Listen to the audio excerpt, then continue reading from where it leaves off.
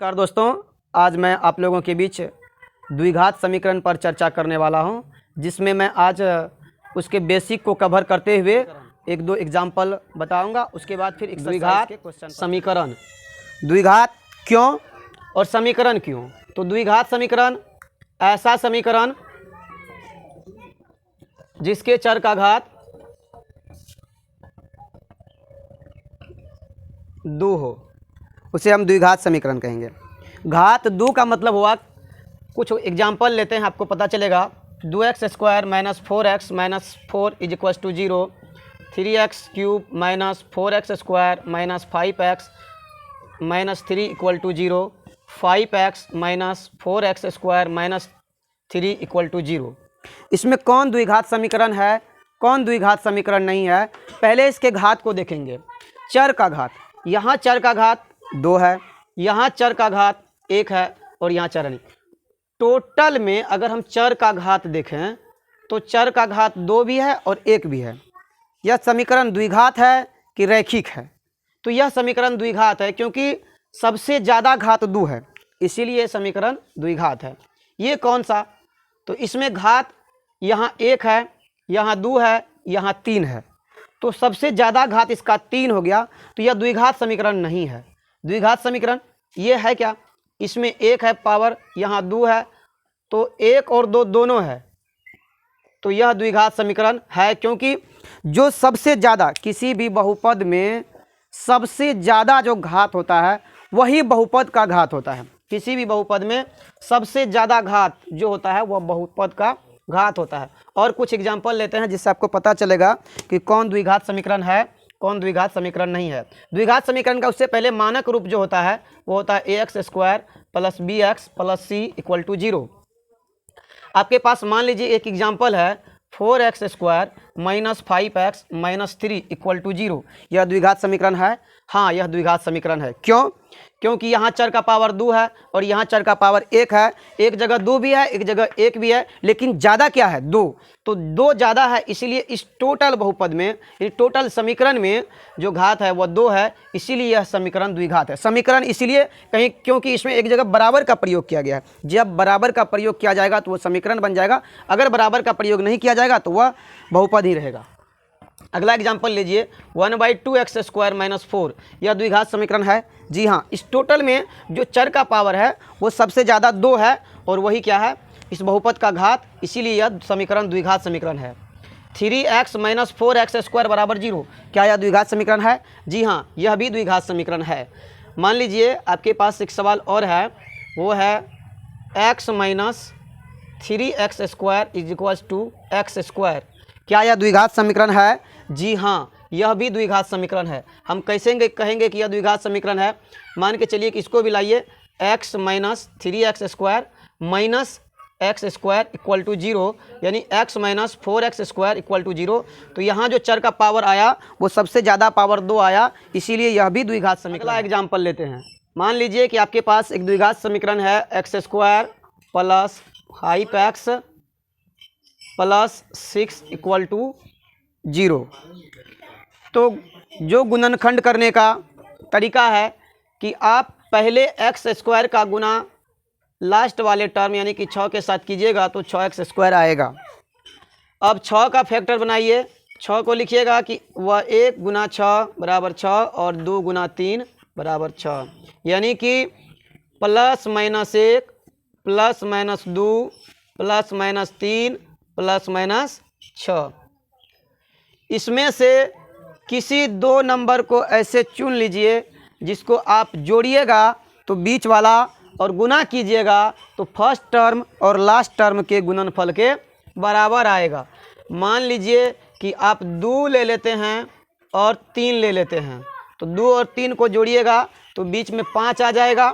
और मान लीजिए कि अब अगर आप प्लस का 6 और माइनस का 1 लेते हैं तो फिर भी आपके पास आ जाएगा। हम जांच करते हैं और देखते हैं कि क्या हमारा सही आता है। तो मान के चलिए पहले कि हम x स्क्वायर और इसके जगह ले लेते हैं 2x प्लस का 3x प्लस का 6 बराबर 0। क्या यह सही है कि नहीं है? देखिए 2x और 3x को जब जोड़ेंगे आप तो बीच वाला आ जाएगा, जो कि कंडीशन जो एक है कि आप b को दो भाग में लिखिए और जिससे b1 और b2 में अगर दोनों को जोड़िएगा b1 और b2 को तो b के बराबर आ जाएगा। अगर दूसरी बात कि अगर आप b1 और b2 का गुना कीजिएगा तो फर्स्ट टर्म लास्ट टर्म यानी कि a गुना c के बराबर आएगा, दोनों इसके बराबर आएगा। तो हम लेते हैं 2x और 3x। अगर 2x और 3x को हम जोड़ते हैं तो आता है हमारे पास 5x। कंडीशन एक सेटिस्फाइड है। दूसरा, अगर 2x को 3x के साथ गुना करेंगे तो फर्स्ट टर्म और लास्ट टर्म के गुणनफल के बराबर आएगा, यानी कि x स्क्वायर है फर्स्ट टर्म, लास्ट टर्म है 6 यानी कि आएगा 6x स्क्वायर। 6x स्क्वायर आया जो कि 2x और 3x के गुणनफल के बराबर है। इसका मतलब हमारा जो फैक्टर बना वो सही है। एक मान लीजिए कि इसमें से 6 और -1 को भी ले लेते हैं, 6 और -1 को ले लेते हैं। इसके नीचे थोड़ा सा रफ करते हैं। मान लीजिए कि आप x स्क्वायर इसके जगह ले लेते हैं प्लस का 6x माइनस का 1x यानी कि x प्लस का 6 बराबर 0। ये रफ कर रहे हैं, मान लीजिए ऐसा कर रहे हैं। इन दोनों को यदि आप जोड़िएगा तो वापस से b मिल जाएगा, 5x मिल जाएगा।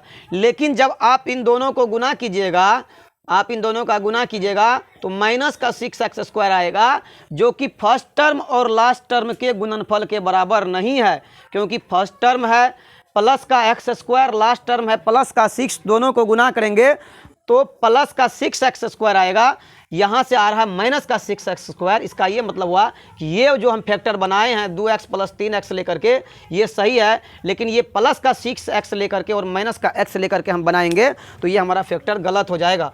अब हम क्या करेंगे, दोनों का इसमें दो का पेयर बना लेंगे और कॉमन लेंगे, हमारा आंसर आ जाएगा।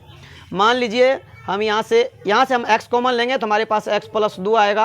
अगर यहाँ से प्लस का 3 कॉमन लेंगे तो x प्लस 3 आएगा बराबर 0।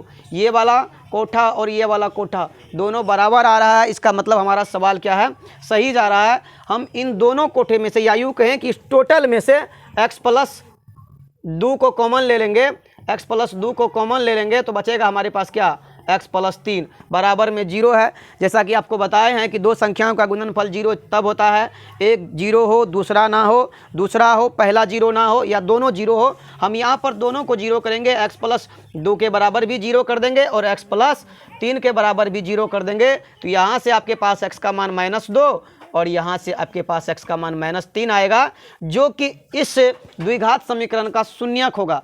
अब हम सत्यता की जांच कर लेते हैं कि हमने जो जीरोज निकाला है क्या सच में वो सही है या नहीं है। हमारे पास जो समीकरण दिया था वो है x स्क्वायर प्लस का 5x प्लस का 6 इक्वल टू 0। पहले हम x का मान -2 लेकर के इसका जांच कर लेते हैं।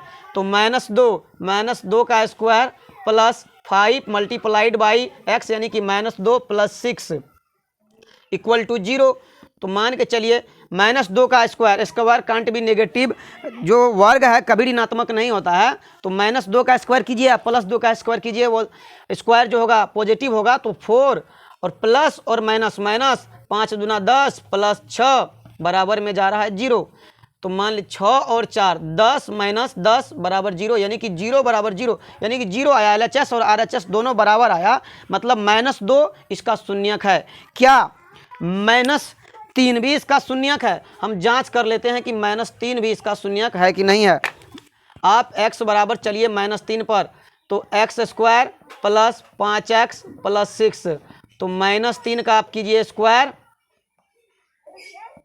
प्लस 5 गुना x यानी कि -3 प्लस का 6, तो -3 का स्क्वायर 9 प्लस और माइनस 5 तिया 15 प्लस 6 9 और 6 15 माइनस 15 बराबर 0, जो कि किसके बराबर है? RHS के बराबर है। इसका ये मतलब हुआ कि -2 और -3 जो है इसका शून्यक है।